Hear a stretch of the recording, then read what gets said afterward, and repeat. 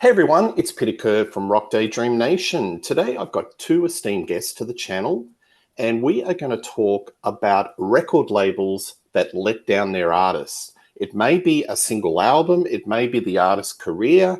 We're covering 70s, 80s, 90s, maybe the 2000s. So I've got Mr. Todd Evans back to the channel. Hello, Todd. How are you? Hey, good to be back. Absolutely. Good to see you. And Davey Cretin, how are you, mate? Great, thanks. Thank you for having me, Peter. Not a problem. So today's label that we are going to cover is a very famous label, RCA. So we are going to pick two artists, talk honourable mentions, spotlight a particular album or maybe a couple of albums of that particular artist, and illustrate how the label let them down. So I'll start off with you, Todd. And one thing that you've got in common with Davey is you both worked in record stores. So yes. You both have grassroots experience of seeing maybe some of these albums completely tank. So feel free to share some experiences or the lack of non-promotion, and we'll go from there. So Todd, what's your first artist or an album that you'd like to spotlight? Well, this is definitely an example of a band that hit stratospheric highs and then just completely tanked. And I'm going to talk about Mr. Mister. So, before I get started, one could argue that Mr. Mister had a limited shelf life. I mean, one could argue that. I don't necessarily think that that's the case. But, so Mr. Mister makes their debut on RCA with an album called I Wear the Face, 1984. And it got to number 170 on the top 200 in the United States. Its one single, Hunters of the Night, got to number 57 on the Hot 100. And then the next year, 1985, comes along Welcome to the Real World, which everybody thinks is... now, I remember when I Wear the Face came out, and I remember thinking that it was just, a new band, and it did about as well as anybody expected it to. And then when Welcome to the Real World comes out in 1985, I thought, okay, well, same thing. Maybe it'll sell a little bit more. And it's kind of music that me and my friends liked, just some, pop rock with some prog elements and keyboard, stuff going on. And so Welcome to the Real World comes out. Broken Wings is released as a single. Gets to number 1. Okay. Kyrie, I think I'm saying Kyrie. That right. Yeah, Kyrie also gets to number 1. The album, Welcome to the Real World, gets to number 1 on the top 200 in the States. Third single released, Is It Love, goes to number 8. And I remember working in the record store and this album having like a surge every time a single came out. Sold right out of the box, like you'd have to crack open the boxes and hand them to people. And that happened again, when Kyrie came out, and then when Is It Love came out, a little mini surge. Fourth single, Black/White, which I think is the lead off track on the album, didn't chart very well. Interesting thing about this album, for being a number 1 album, people talk about albums being front loaded. This album has no hits on side 1. So everybody that bought this album didn't hear Broken Wings until like track 7 or track 8, I think. Very strategic. And then Kyrie was after that, and Is It Love, I think, is the lead off on side 2. So very interesting. People bought the album, loved the album, didn't seem to bother people that it takes a long time to get to the hit. So I mean, that's a good thing. And then 1987 rolls along, and they come out with an album called Go On. And I wish I had props. I don't have physical copies of these, but Go On comes out to much, a lot of people are excited about it. It comes out with an album cover that's really arty. It almost kind of looks like a white version of the Joshua Tree. And, it looks, the album is maybe slightly more progressive than the one before it. Welcome to the Real World was produced by Paul de Villiers. I think I'm saying that right. He was involved in Yes, Big Generator and some other things. And it was Welcome to the Real World is really probably the top line in his resume because it got to number 1 and stayed there. But the third album was produced by Kevin Killen, and another, big producer. Uh, and Go On maybe, has a little bit more depth in the lyrics. Lyrics are a little bit more about the world condition and stuff like that. And so critics hear it and they think, okay, well, this is more of the same. The reviews were generally positive at the time. Now I found some negative reviews, but most people kind of thought, okay, well, this probably will do really well. The album got to number 55 on the top 200 in the States. And the only single that charted was Something Real, Inside Me, Inside You. It got to number 29, and then that was it.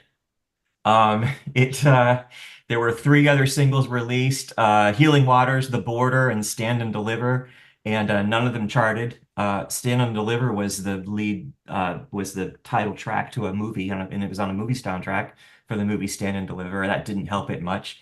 Um, and The Border was, the last song on the album, really reminiscent of Broken Wings. Should have done okay, did not. Um, so the album that comes after that for them is called Pull. And they deliver it to RCA, and RCA said, yeah, no, thank you. I don't know what we can really do with this. Now, if you've ever heard Pull, Pull eventually came out in 2010 because Richard Page released it because fans had always been saying that they wanted to hear it. And if you listen to it, it sounds more like Welcome to the Real World and probably would have done okay. But RCA was not willing to take a chance on it. And so it was never released and the band broke up. Now,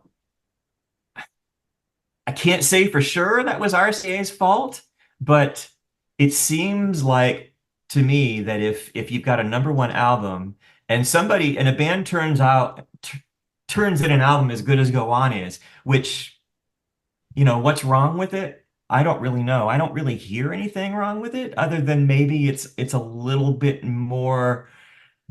I guess you could.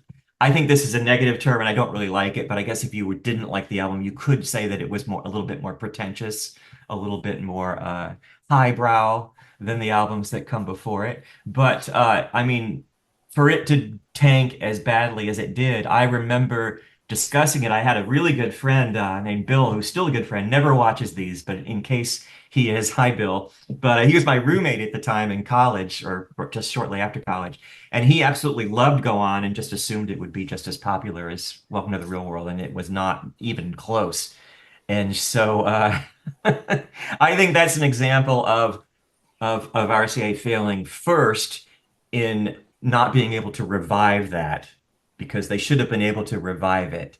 But after the first single went bad, but it doesn't seem that Healing Waters and The Border got any promotion at all. I think they gave up on it, and then not offering them the opportunity to follow it up with anything, I think was kind of dirty. I think with as much money as that band made them, they should have at least tossed it out there. But they said, no, thank you. I think the quote is, we're not sure what we can do with this. Yeah. So that album also was produced by Paul de Villiers, who produced Welcome to the Real World, and sounds like it. So anyway, that's my first pick is Mr. Mister. That's a good example. I think really good record labels adapt. So if it's slightly difficult or it takes a left or right turn, they adapt and put in a very intensive marketing campaign to promote the artists. So I think it is the fault of the record label. I think so if it's melodic and there are hooks, but it's slightly different and maybe a little bit more for the listeners to get their teeth into, that's not an excuse to sort of drop the bundle. So I think if it was a Geffen or a Warner's or one of those stronger labels, they would have had a very whip-sharp marketing campaign or marketeurs that would have been able to promote that album and put it in the right direction. Because, like, 1987, that's unforgivable. That is the peak of melodic rock. And it's the peak of like deep thought rock. Like, it's when the Joshua Tree came out. Yes. Isn't it 1987 that year? Yes, so yes, definitely. Why could they not figure out how to do that? Yes. I don't So have you had any the idea. deep thought rock, and you also had melodic rock, like your Bad Englishes, your White Snakes, that a little bit of that metallic but radio friendly and very melodic. So I think it's kind of a big mistake. That's kind of And you have to unforgivable. remember too that Richard Page, the lead singer of a Mr. Mister, was offered during the reign of Welcome to the Real World in 1985-86. He was offered the positions of lead singer in Toto and lead singer in Chicago, replacing Peter Cetera. He did not audition for those. The bands Yeah. and the management went to him and said, "Would you do it?" And he turned both offers down because he thought that what he had more potential. Well, you would think so because the previous album was a smash. Right. But just a little bit of trivia. They're absolutely gigantor in Japan. Oh, I'm sure. Yeah. They are. Those albums, they've got a huge following. But anyway, that is a great pick. Yeah, and did better in other countries. Sweden number 9, Norway number 13. So Germany number 52. So did about as good as it did in the Yeah, States. look, Europe loves melodic rock. Anything that's a little Yeah. classical melodic. I mean, Sweden have this ongoing melodic rock festival. They just chew that up. But I'm just saying, in America, in 87, that was the absolute stone cold peak of melodic rock. Yeah. Anyway, all right. And it didn't certify, right, Todd? Go on, never certify? It did. I believe it did not. I couldn't find certification. Oh, it only in Canada it reached gold certification for sales of more than 50,000, which isn't a lot. So only in Canada. So how do you go from platinum to no certification? That's the record label. That's It's gotta be right there. Yeah, it's got to be. Yeah, because the certification was United States. It was platinum, so it wasn't double platinum. So it was 1 million plus. Gold in the UK, gold in Sweden, and in Canada, 3 times platinum. Well, I think this shows like Mythbusters. We've actually proven it. So we'll put a big tick, a big square and a tick and say proven. Okay. Yep. All right. Next one, Davey. My first artist is the same way. This female artist had a platinum album in 1988 on RCA. It was her debut album. The next album in 1990 did not certify at all. How do you go from platinum to not certifying? It's the record label, basically. It's Lita Ford I'm speaking about, former Runaway. She had 2 records on Mercury. And I know, Peter, you did a show on her a few months back where you and your friend picked your favorite album by her. And it was from her first record label, Mercury, through Polygram, A&M, whatever umbrella you want to call that. But RCA signed her in 87. She was managed by Sharon Osbourne, which she had a big heavyweight in the industry behind her who took no prisoners and took no BS from any man. That's Sharon. And she's a force of nature. The big thing on the big album in 88 was she had the duet with Ozzy that went to number 8, Close My Eyes Forever. But the first single, Kiss Me Deadly, was also a big hit. It went to number 12 on the charts. And then with Stiletto, the follow-up in 1990, the first single, Hungry, hit number 98 in America on the Hot 100 chart, number 14 on the mainstream rock chart, in Peter's home country of Australia, number 137. Wow, who knew they had singles that went over 100 in Australia? I didn't know they had singles above 100.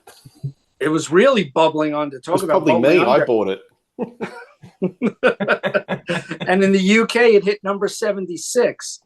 And Hungry was a commercially pop rock song. It had horns on it. Why the heck do you have horns on a Lita Ford song? That seemed a little out of place. And I did not think that it was a good idea on the record to have horns because she's a rock, hard rock, pop rock artist coming from the Runaways and having horns on a single. And the single didn't do that well. The second single was dedicated to her mother called Lisa. And it's a really good ballad. And Lita peels off a really good guitar solo at the end because on her first 4 records, she played all the guitars.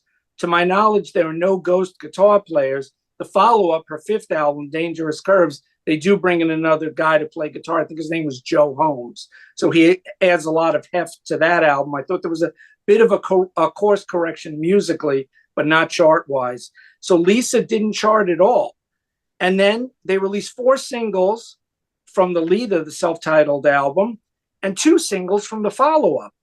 Why are you doing that if you have a platinum album and you're not promoting more songs? On this record, on the Stiletto record from 90, she has a cover of Alice Cooper's Only Women Bleed, which fits her perfectly.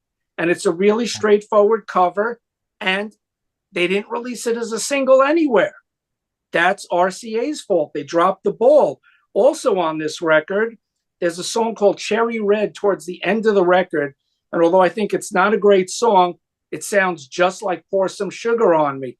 That could have been a single that would have fit in perfectly. In 1990, hair metal, glam metal, whatever you want to call it, pop rock, was still in vogue. And I think that would have done well as a single. But only 2 singles. One barely charted. The second one didn't chart. And RCA said, oh, okay, we're not doing anything else with this record. And then the follow-up, Dangerous Curves, which came out in 91, was a harder rocking album. They released the single Shot of Poison, went to number 45 in the US, number 21 on the rock chart, number 63 on the UK singles chart. They released some harder edge songs, Playing with Fire and Larger Than Life next. Neither one charted.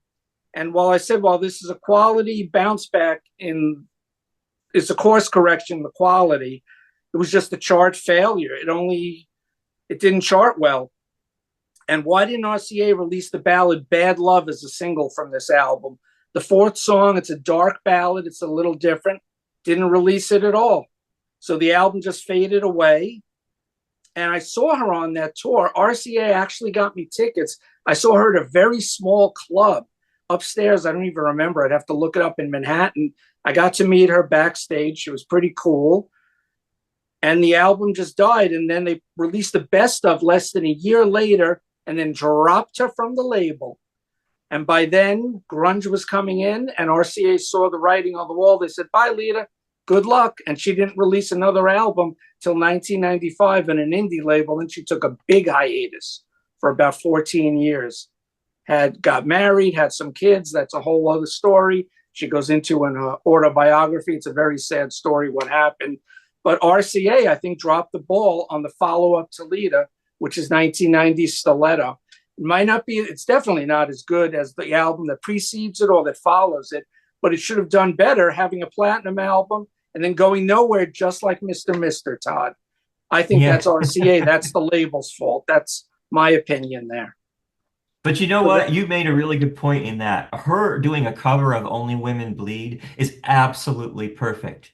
That is absolutely perfect for her image. And I agree. How you could mess that up. It's right there and not released. Yeah. And it's a good version of the song. It fits her perfectly like a glove. I mean, if it wasn't good, that would be another thing, but it is. Look, I think 1990 is still at the, melodic rock is still there. Hair metal is still there. Heavy metal is still there. Grunge is not quite, it's coming together, but it's not right there. So I think that if she was on a Geffen or a Warner's, they would have had a stronger marketing push. Todd, did you have anything to do at Grassroots with seeing Lita in the record store? Any posters or? Well, only that. Yeah, I did. And then I don't remember anything after that. I do remember that the people that I knew that liked her were kind of had the attitude of, why did it take so long? And in a way, you sort of can credit RCA for breaking her, but I'm not really sure how much of the credit that they really deserve, because she probably should have I had lots of friends that were into metal at the time, and they already knew who she was. So, and they were already enthusiastic about her. So I don't know. I mean, I sort of want to give them credit for breaking her on that RCA debut, but at the same time, I think that it would have been hard not to. Yeah. Depending, thinking about what that record sounds like. So. Absolutely. And it's an interesting case study, and I don't like comparing, but I will, between her and Joan Jett. So Joan Jett, her style of music is kind of rock, a little bit alternative, and it's got one foot in punk, that punk cred. And Joan is able to have that street cred all the way through and survive grunge. But because Lita went into that heavy metal and then hair metal, she was put on the shelf when hair metal was whisked away by grunge. So, you know, if her style was a bit more to the Runaways or a little bit more, you know, with that punk, she may have survived. But she was just sort of, you know, put into that bucket with all those other artists. So. Well, I think there are two artists that are kind of similar that made the absolute correct choices as far as how they were going to market themselves.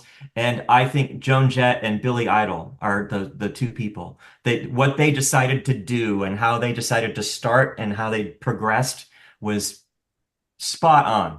I think that that Joan Jett should get some credit for figuring out how she should, or maybe her record label, I don't know, figuring out how she should be marketed and how she can make music that crosses genres and attracts people who are into punk, people who are into new wave, people who are into metal. And I think that's a perfect example. And, you know, so that sort of illustrates the fact that had Lita Ford not gone so far into hair metal, maybe she would have had more longevity. But I still think it's RCA's fault.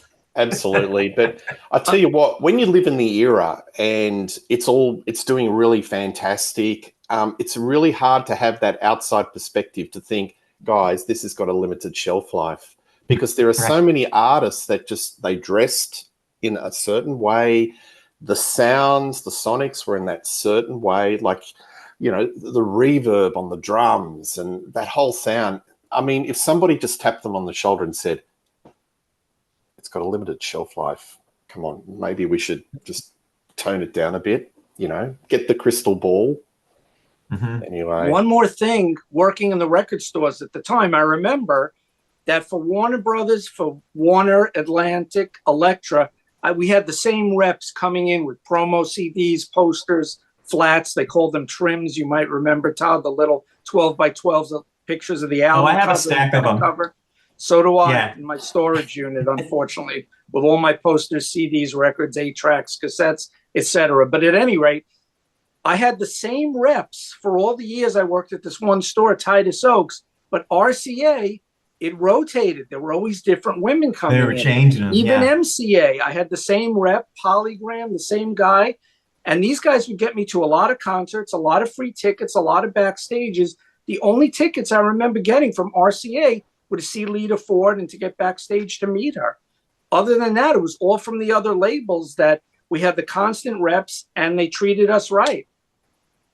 Yeah, I can remember having a rep. We had the same rep for WEA, Warner Electric Atlantic. And there was a big warehouse in Atlanta. I remember getting an invite to come meet him there, and he gave us a tour. And he was like, pick whatever you want. And it was an endless warehouse aisle of records. And I walked out with a stack of records like this, 10,000 Maniacs, They Might Be Giants, all this stuff. And yeah. So, I wasn't that lucky, but... Yeah, there were definitely labels that had that part of the machine. Yeah, more clout. They had more clout. Yeah. So from what I'm hearing from you guys, it sounds like they're a little bit maybe second division. They weren't at that level comparative to the other. They also put their money behind pop acts and R&B acts, just like MCA, like we discussed last time. Yeah. Have you got a moniker for RCA? No. I'll challenge you. Come up with something at the end of the show. Oh, boy. Okay. All right. While you're thinking about that, I'm going to talk about a legacy artist, one of the godfathers of hard rock and heavy metal, and I'm talking about Deep Purple. And what I'm going to talk to you about is how a band may have been mismanaged by the record label. Now, I'm not saying that Deep Purple we're going to sell millions of albums like your Led Zeppelins, etc. Because, you know, in 1990, where they got Joe Lynn Turner on Slaves and Masters, or The Battle Rages On, where they got Ian Gillan back in 1993, I just think they were mishandled. Because when you've got a band that were one of the cornerstones or pillars of hard rock, or rock music, and you go to your record store and there is absolutely zero real estate of any promotion. Like when this album came out, I didn't even know that Deep Purple or Ian Gillan was back in the band. In those days, this is pre-internet. You'd have to do a lot of your reading through Kerrang magazine or through trade papers. Information was a little bit slow, and you find out a lot of information through your record stores. And I can tell you, it was basically, I can't remember any sort of promotion for those two albums whatsoever. What makes it worse, even for this album, was that Ian Gillan was strong-armed back into the band by the record label, RCA or BMG in Europe, to say that the Joe Lynn Turner experiment of 1990, the Slaves and Masters, that absolutely tanked. And, the tour around America, they had to call it basically off because, the ticket sales, they weren't even selling out venues. So basically, they had some tracks that had already been laid down, ready for Joe Lynn Turner. And the record company said, you've got to get Ian Gillan, or that's basically it. We'll drop you off the label.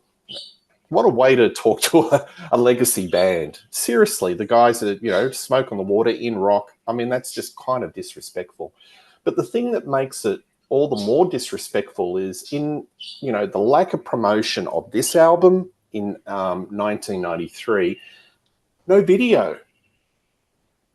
To have an artist of that nature and no videos on MTV, I can't recall. I mean, they had the long-form video where they're in concert, which was a subsequent release, come hell or high water.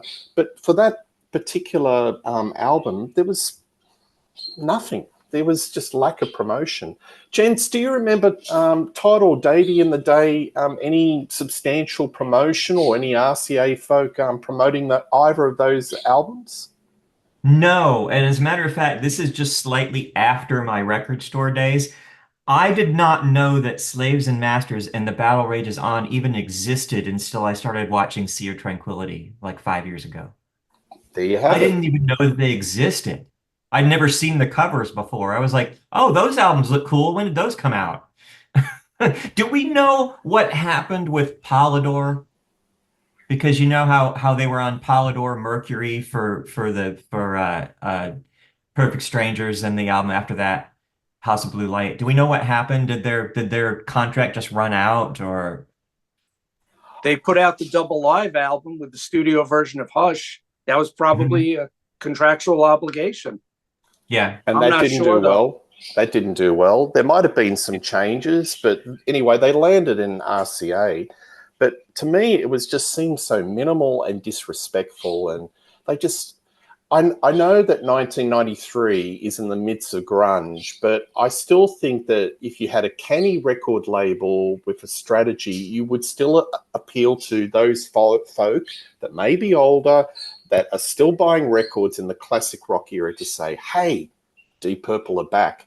Because how can things deteriorate so badly? From 1984, Perfect Strangers, that tour was the second largest grossing tour to Bruce Springsteen. It did big business. There was a swell of, audience anticipation that they were finally reforming. It did blockbuster business. Fast forward to 1990, Joe Lynn Turner, and then go to 1993 with Ian Gillan back. Look, I'm not saying that the band, they probably shot themselves in the foot, especially with Richie Blackmore, and that's all on record. But what I'm focusing is on the record label. The record label has got to make sure that despite all the internal bickering and all the disruption, and maybe the material is not that great, but they've got to do what they can to put the band front and center and make sure that it gets marketed. And I can tell you, I don't recall anything. And Todd's just kind of verified it. He didn't even know there were two albums. Davey, anything in the day? Yeah, I was working in the record stores and they both got slight promotion. But in America, the first album, the Joe Lynn Turner album, was on RCA, but The Battle Rages On 3 years later was on Warner Brothers in America. And it Oh, still okay. didn't get a big push. Yeah. Well, right. So Well, I said RCA because there you go, RCA. That's the Battle Rages on. right. Oh, yeah. But Okay. here, So the reissue was handled by RCA. Okay. but in the States, it came out on Warner's. So it probably came out on a different label in your territory. But it didn't do well on neither album did well on the charts. But you're right that Slaves and Masters had a video, at least for the single King of Dreams, but there were no videos for the Battle Rages On. And you had And that's a unheard great of for that period. Yeah. and you have that great guitar, Richie's guitar in the title track on the Battle Rages On, that snaky guitar line. I love it. I think that's a great song. The record overall isn't great, but there wasn't a big push for it, even by Warner's in the States. Yeah. Look, my understanding was definitely RCA. I'm looking it up and it does say RCA, so I'm happy to be corrected. But look, irrespective, whoever was handling the label in America, it just showed a little bit of disrespect. So do you recall there was any posters or anything? Yeah, was there any real I've estate? never seen anything. I used to do the displays in the store, so I had posters up for both albums. Right. The Crystal Ball for Slaves and Masters, and then the Dragon. I like that cover. Definitely for the Battle Rages On. I put up little displays for it. I got material, but it didn't get big airplay or big sales at the time. Yeah. But not having a video, I think that's pretty unforgivable. That's like saying we're not going to invest any money.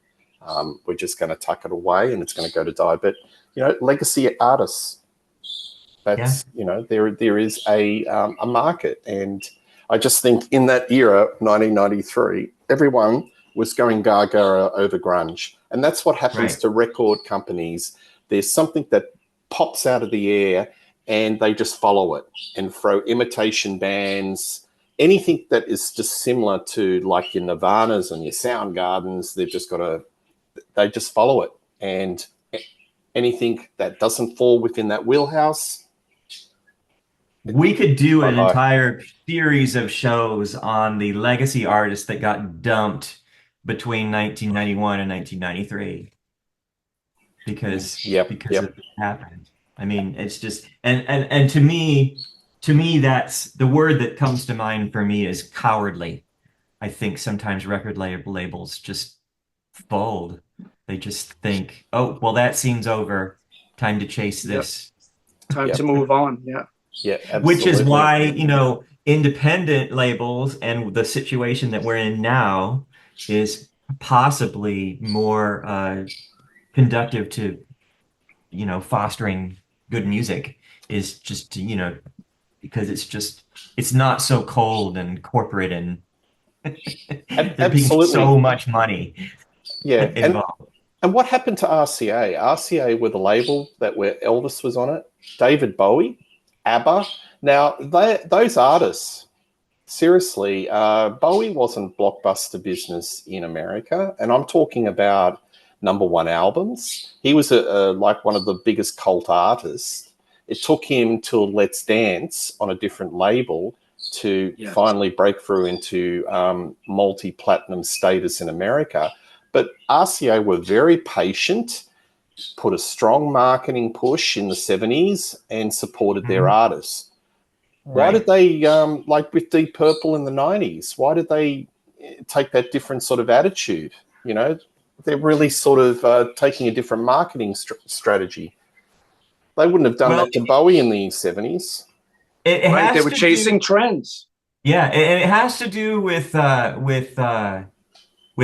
Arista and Bertelsmann and selling the label and RCA being purchased by General Electric, and they bean counters. Let me see, what year is it? Yeah, the guy who was in charge, this guy named Busiak, Bob Busiak. He was appointed president in 1986. In 1988, he drastically cut the RCA roster from 40 artists to 11. And I assume Rick Springfield was one of the ones that got kept. But then he then he began to rebuild it by focusing on he got distribution agreements for Beggar's Banquet, which is a British punk new wave label, and Jive, which had DJ Jazzy Jeff and Cool Mo D. And so he tried to kind of turn it around into something else. And in '88, they had like Bruce Hornsby came around, Dirty Dancing came around. They made more Dirty Dancing, which cost them like 80 grand to do because it was all things that already existed. And they made $5.6 million on that. That was huge. That album Yeah. was huge. Record, cassette, CD. Profitable. And then Oh, I'm more sorry, Dirty 5.6. Dancing. Yeah, 5.6 million were the units sold for more Dirty Dancing. Yeah. And so I mean, there was all this weird corporate stuff going on. Yeah. So that I was think probably a part of it. So I think viewers, this part of the show, what we're getting to is that the record business had changed. And, you know, it was a different landscape in the late 80s and 90s to the 70s, where record labels were a lot more patient and they pushed their artists. But it was a different world, and it was very corporate. And the bean counters ruled. Yeah, the different parts of the labels, like RCA Nashville, completely different story with country music. Absolutely. Had good relationships with artists who made many, many albums in a row and continued to sell lots of them. So, Yep, absolutely. All right, Todd, what's your next selection? Well, my next one is it's hard to follow that one because I think Deep Purple is probably the best example. I didn't even realize the scope of how they let that band down. But my next one is Eurythmics, and you might say Eurythmics, they were certainly successful, but here's my point. So they make this experiment. They come out of the Tourists, and Annie Lennox and Dave Stewart are the ones that come out of that band and decide to be a duo. And they make an experimental record in Germany in the Garden in 1981. It does not chart. So then they regroup, and they get some help. They get some financial investment, and they get some money together. And they release Sweet Dreams Are Made of This in 1983. It goes to number 15. Then Touch, very quickly after it, another 1983 record, goes to number 7. Be Yourself Tonight, number 9. Revenge, number 12. Then you get to 1987, and you get to the album Savage.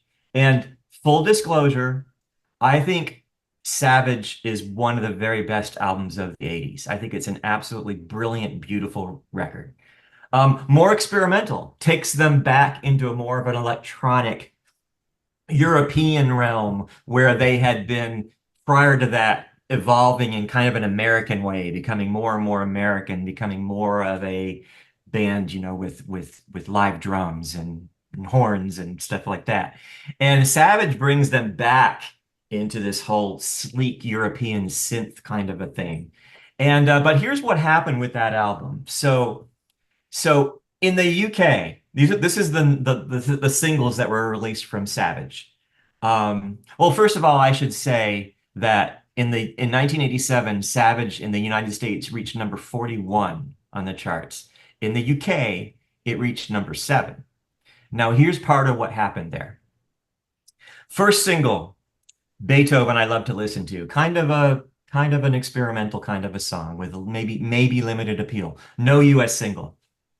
Shame, released in December of '87. Beautiful song, lots of commercial potential, not released in the US. The debut single in the US was I Need a Man, which is really not a good example of what that record sounds like. Really noisy, almost no synth, very aggressive and abrasive vocal. I'm not putting it down. I'm just saying if people thought that the album Savage sounded like the single I Need a Man, they were mistaken. And so that comes out in the US, reaches number 46. That's not that big of a surprise to me. Then they follow it up in the UK and the US with You Have Placed a Chill in My Heart. One of the best, possibly the best Eurythmics song ever. Absolutely beautiful, very melodic, very much. The instrumentation is very much sounds like Eurythmics. In the US, it gets to number 64. And that's in May of 1988, and that's when they stopped trying. Um, if they had followed the same singles release schedule in the States that they did in the UK, I think that album would have done much better. Leading it off with I Need a Man was just a terrible idea. I remember thinking that back at the time. It's like, how is I Need a Man the lead-off single to this album, this sleek, sophisticated synth album that was recorded in Europe? How does I Need a Man lead it off in the singles? And the answer is it doesn't. Only in the US does it lead it off. So the number of songs that could have been released from that, if they wanted to keep trying, I've Got a Lover Back in Japan, the song Savage, which is absolutely gorgeous. The song Brand New Day, which is really cool. It's like a almost a cappella Eurythmics. Just so many good songs. Just so many great songs. And peaks at number 41. Then Bertelsmann decides to move them to Arista, and We Two Are One comes out in 1989, and much more Americanized, much less experimental, more mainstream of an album, but it only gets to number 34. Has a lot of great songs on it. The singles tank, and so the damage was done. Yep. But I take that one personally because I think Savage is such a gorgeous record. So mishandled. Yeah. Wrong single. Davey, do you remember any marketing campaign in the record store for this album? A little bit, but neither of the albums that Todd mentioned did very well sales-wise. It's all the ones before. Likewise in Australia. They just assumed it was just going to walk out of stores on its own, and it didn't. And then they didn't do anything to save it. Never assumed. The record label releasing the wrong singles. It's RCA. And how could that not be? So how could it not be part of the reason why they stopped working? Because We Two Are One came out in 1989. Peace didn't come out till 1999. So they took 10 years off. Annie Lennox had a solo career. She's very successful in her solo career. Absolutely. So, I mean, in that's, UK. that's part Huge. of it. But how do we know they didn't say maybe as a commercial entity, Eurythmics doesn't have any legs anymore? But I just their last two records didn't do well. Yeah, I can see how they would come to that conclusion. Yeah, and Dave Stewart was producing while she was a solo artist. So they were both busy and they had gone their separate ways for a while. And even the reunion album didn't do that well in 99. It got to number 25, not as well as it should have. It wasn't a big seller. I would describe the marketing campaign, what I saw in Australia, as very somber. The album cover is kind of different. It's very stylized. I can see it. It's like monochrome, isn't it? Or like it's in brown. Yeah, it's a high contrast sepia tone image. Yeah, sepia with a blonde wig. Yeah, and I just don't recall much of a marketing campaign. The Beethoven song, I can remember hearing that on the radio, but then nothing. But I know it got a lot of critical acclaim to say this is maybe the best Eurythmics album. So again, I always thought it was. Again, a record label that is not sort of being bold and adapting their marketing campaign with an artist that may be taking a left turn. Now, this is 1987, is it? Yes. Yeah. 87 into 88. It's unforgivable. I think that the songs, I'm familiar with this album, and I think it should have got done much bigger business with a Geffen or an EMI or, one of those more stronger labels. So. Yeah, and I've got, it's funny, the album that comes after Savage, We Two Are One, is definitely an example of a band trying to do all the right things to crawl back to the top by making everything seem commercial and Americanized, and maybe it's too late. Didn't do well either, but that was a move from RCA to Arista. And when we get to honorable mentions, I'm going to talk about another artist where that happened. Well, sometimes in the pop world, you make one wrong move and it's gone. It's fatal, and you can't claim it back. So all the momentum's gone. So that's a great example, Todd. I think that's proven. Thanks. All right, big tick. Davey, What's your next one? Next up is a band from the 80s that started in 1982. They're still together 42 years later. They're a British band that was much bigger in America, especially in the 80s. And Tia and I are going to do a series on them the next few weeks on Cretin Classics. So look for that in early December. I'm talking about the Fixx, the 5-man quintet from England, and they've still got 4 out of 5 of their original members in the band. They were on MCA for their first 4 studio albums, The Music Cemetery of America, as it used to be called back in the 80s, by Frank Zappa, and a former head of MCA Records. Once he left, they would bash the label. So they got the nickname The Music Cemetery of America, and that filtered down to the record stores because we were saying that in the late 80s and early 90s. But the Fixx did rather well on MCA. 4 studio records, a live album. Their contract expired. They went to RCA for only 1 album. Calm Animals came out February 89. It's their only album on RCA. And it's very telling that this is their one and done album, as Grant would say, with RCA. 2 years later, they were back on an MCA subsidiary label named Impact, and that record made very little impact. And it was their last charting album, and they've been on indie labels for the past 33 years, just like a lot of the other artists we're talking about. Lita Ford, once she was done with RCA, all indie labels, never back on a major label. The same with the Fixx. Calm Animals went to number 72 in the US charts, number 36 in Canada, no certifications.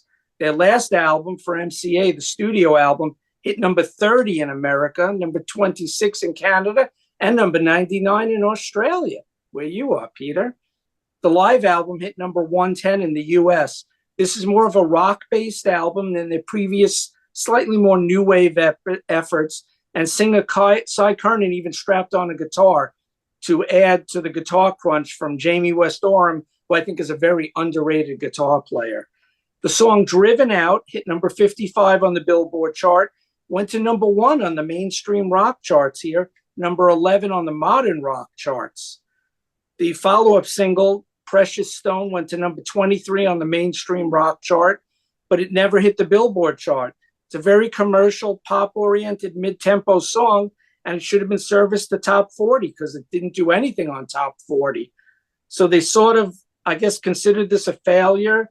There are some other songs, too, like The Flow, that may have done well on top 40. Very commercial, a lot of ear candy in the song. And for the rock and the alternative stations, they should have released the fan favorite, the last song on the record, Cause to Be Alarmed. Really good upbeat rock song. Also the title track, Calm Animals, and Shred of Evidence, a very catchy rock songs. But the label didn't push them. And working in the record store in 1989, like I said, RCA always pushed their pop and R&B acts more than their rock bands at the time. And I remember getting all the point of purchase, the POP material. Todd remembers it was called that back in the day. The posters, the flats.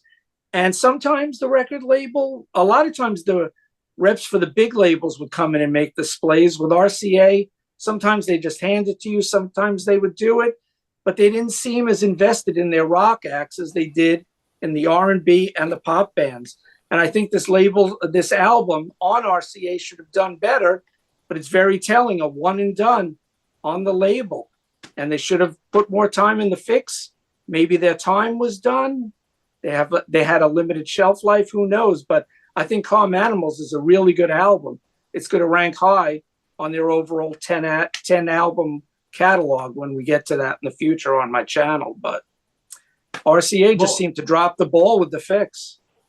RCA had some work to do because they should have seen that acquisition as they had to make up for, and I know this is a whole other show, and there's already been an MCA show, but what MCA did to Phantoms and Walkabout should be a crime.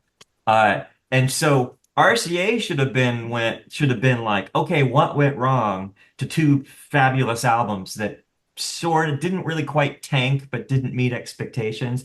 They should have been in super promotion mode and saying, okay, we have to save this band. But for whatever reason, they weren't. They spent money on them Walkabout and I then just absolutely left them love. to hang and dry on the line. Yeah, there was no reason for Walkabout to do the way it did. No reason at all. Yeah. Well, I think that band, to be able to survive MCA and have a career and chart, is like a miracle of God. Well, people like them. They come to your town and you're like, oh, the Fixx, I like them. Let's go see them. People like them. So in Australia and the UK, the injustices that were done to them. We've never heard of them. I think,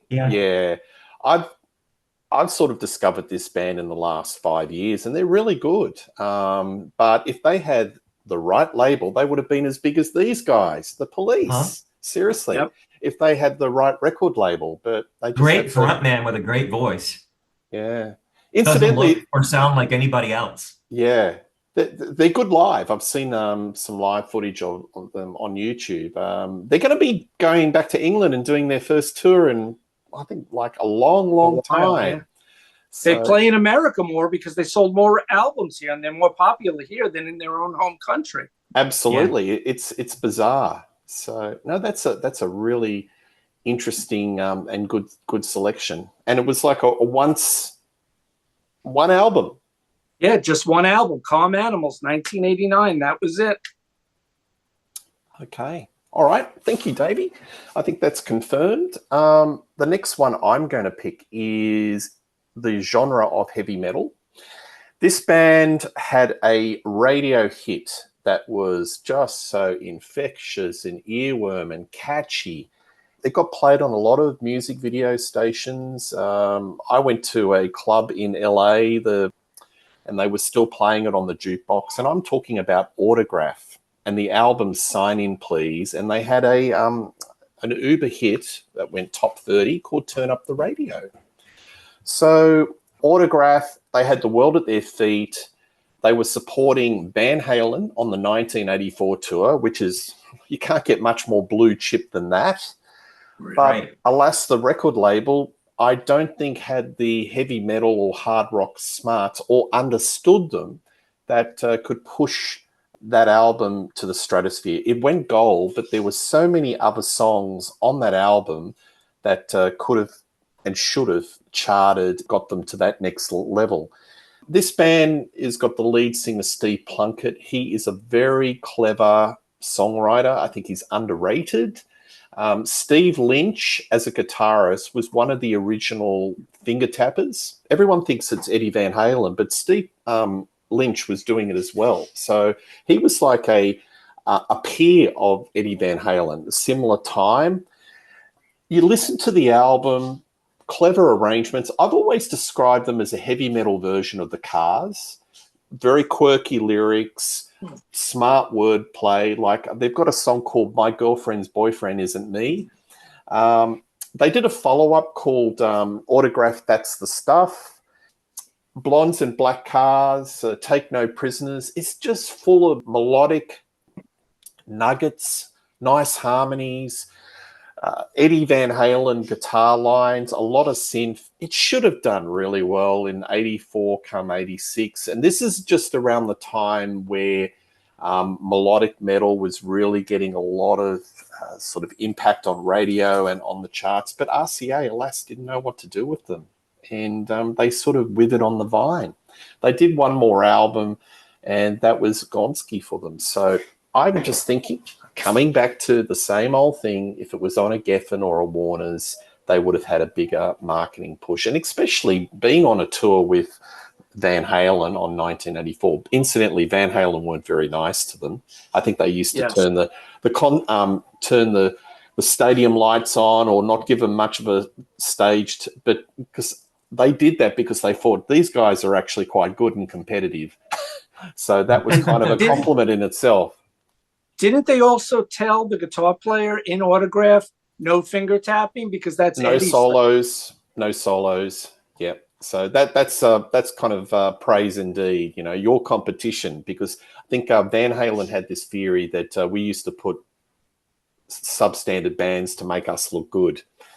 But anyway, I think RCA can be held responsible because this, you know, there were pop smarts, it was hooky, it was made for radio. And, you know, after that initial swell of interest with Turn Up the Radio, which had a quirky video clip, it was kind of nothing.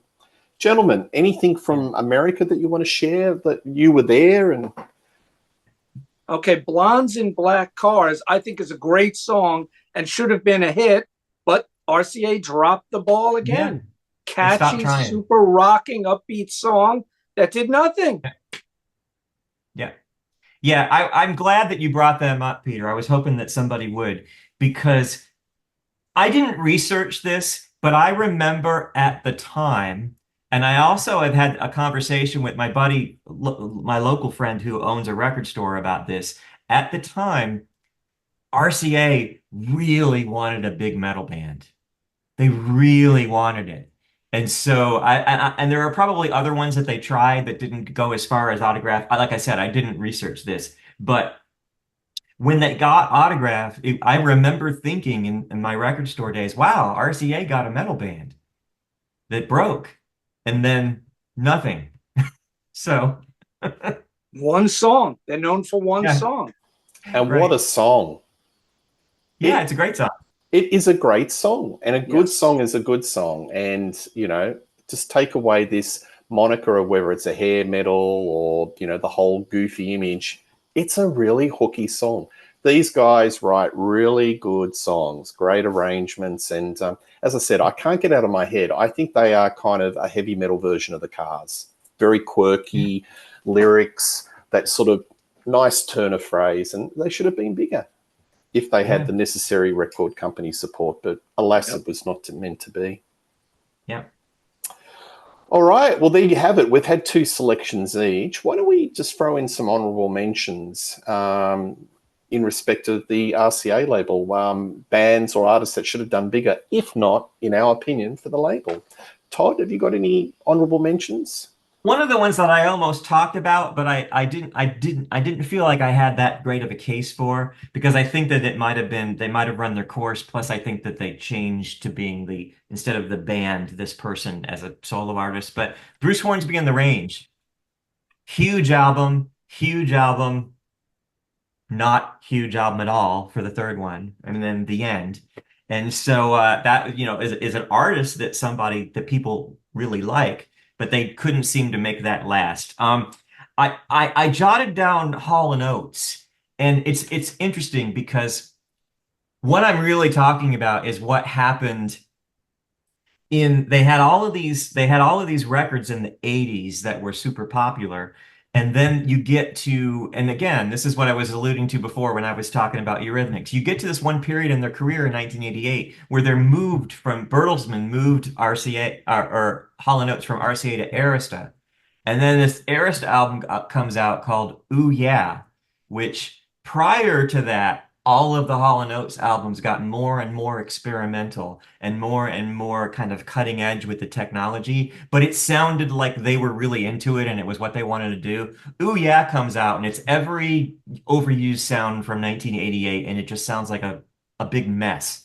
And it only goes platinum, and then their career sort of tanks after that. They're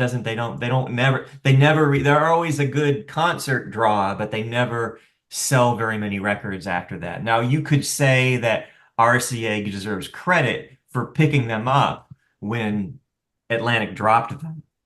And but it really took RCA way too long to break Hall & Oates. I mean, they made like 6 albums in the mid 70s that didn't do anything. So you could say that they're kind of to blame for taking so long to break them, but that's the one that came up. I thought the story is still a little too complicated. It's harder to sell.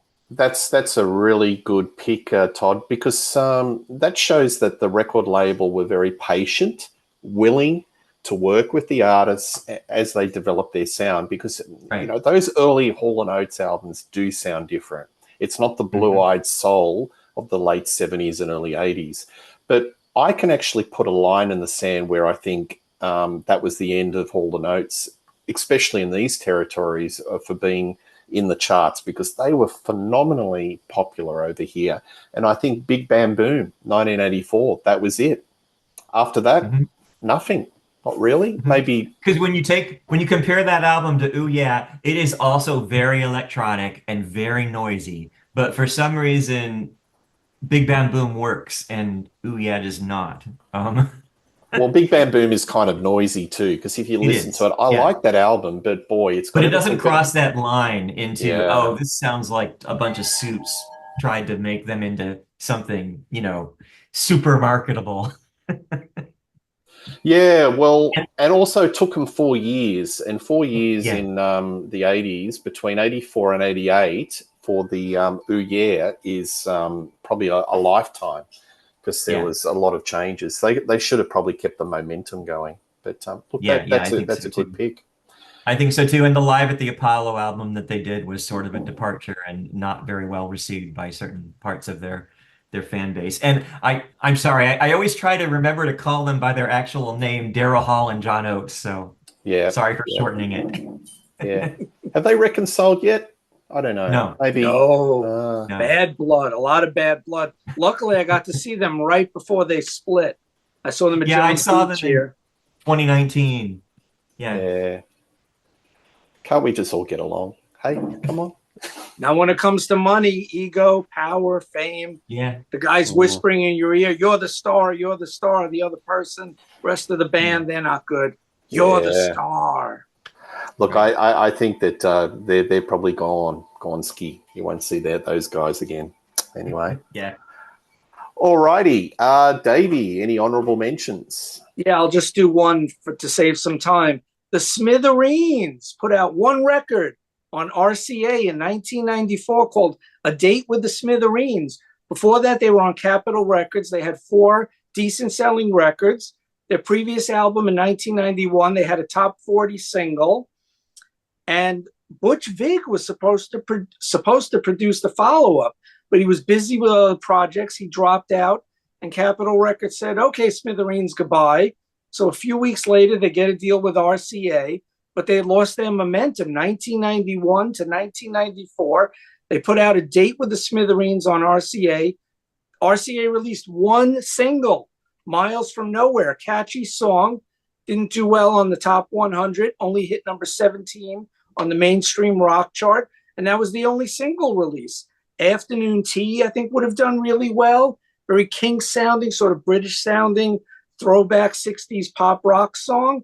Never released that as a single. And to rock radio, alt-rock radio, they had a track called Gotti about the New York gangster John Gotti, which I thought was a funny, catchy song. And Sick of Seattle, which they probably wrote because Butch Vig dropped out from producing their record. But I thought that was a catchy, funny song, Sick of Seattle, really good song. And to release one single from a Smithereens record, to me, to quote Foreigner, tantamount to treason, baby. And they should have done better. And once again, after their RCA debacle, Smithereens, all stuff on indie record labels from then on.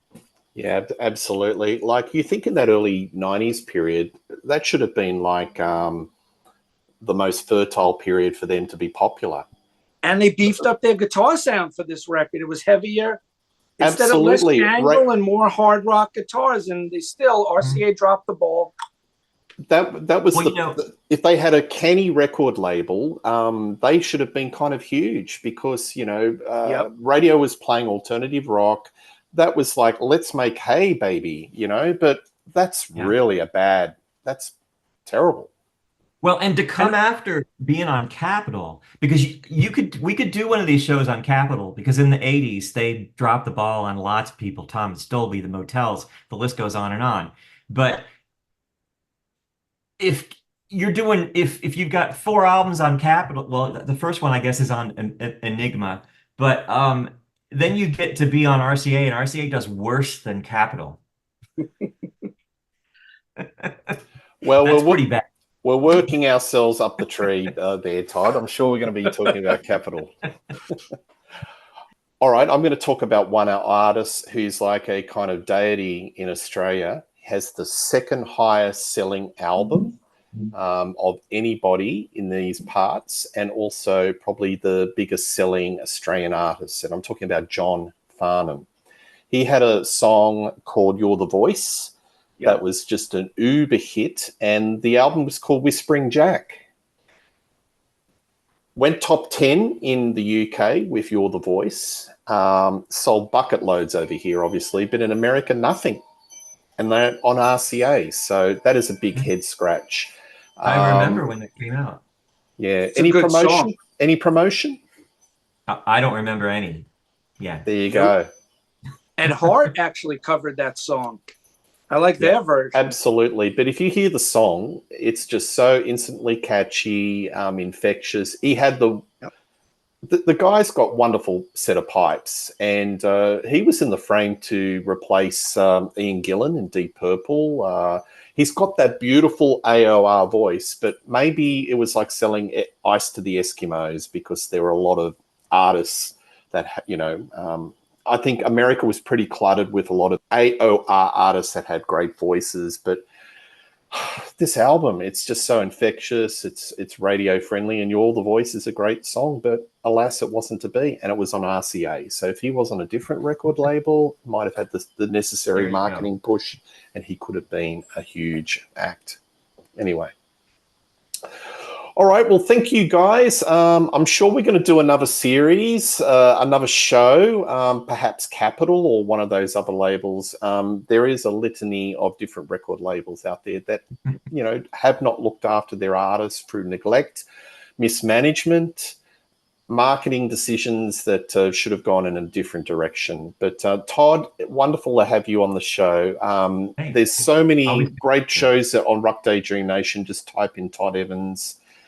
And Davey, my man, it was just that you planted the seed with saying about the music crematorium of America. Have you come up with something with RCA or not quite? Maybe we'll get our viewers to... The closest thing I could think, although it's spelled with a W, Wrecking.